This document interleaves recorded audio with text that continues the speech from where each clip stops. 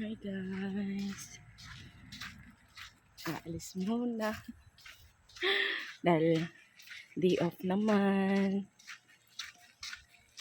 May bibilhin lang, naubusan na kasi ng food yung alaga ko. Kailan kong mag day off, saka wala dito sila busing, kaya bibilihan ko muna ng pagkain.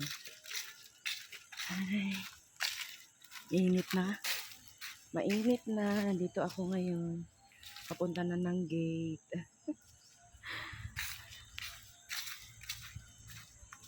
Paalis na muna.